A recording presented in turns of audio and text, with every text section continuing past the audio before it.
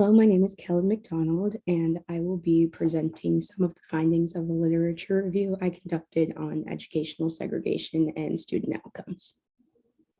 On May 31st, 1995, the Supreme Court ruled that desegregation in public schools was to proceed with all deliberate speed.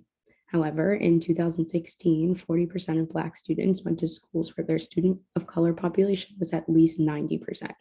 The Supreme Court made this ruling because they knew that Black students were receiving inferior educations in comparison to their white counterparts, and separate but equal was never really going to be equal. So what happened?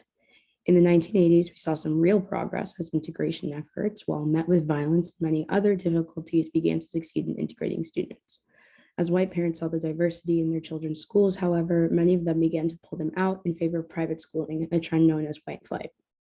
Along with this, federal and local governments began to slow down the charge, making us see increases in educational segregation since the 20th century.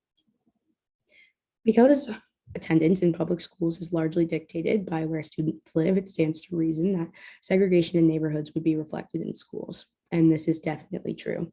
According to census data, for the past few decades, students have typically experienced the same amount of segregation in home and at the school.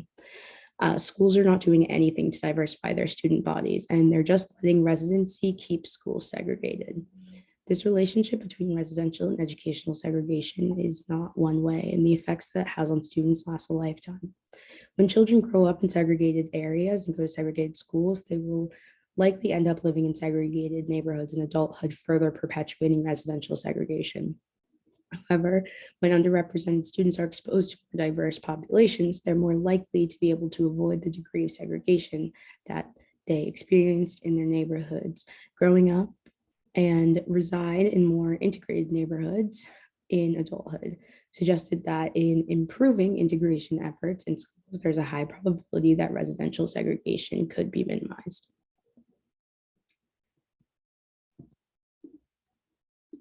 This is all very abstract, but these are real students with real futures. And for decades, researchers have revealed the importance of diversity in schools, especially for students from marginalized backgrounds. Racial minority children and children with low socioeconomic statuses unequivocally receive better educations based on their proximity to white and wealthier students. Not having access to white people, the most advantaged and powerful racial group in the country, is a risk factor in and of itself for the long-term success and potential mobility of people of color. In areas where socioeconomic and or racial segregation is very prevalent, disadvantaged students are less likely to graduate from high school and college.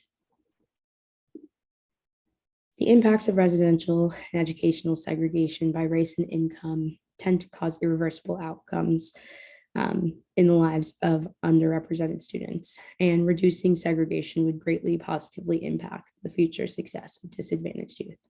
Thank you.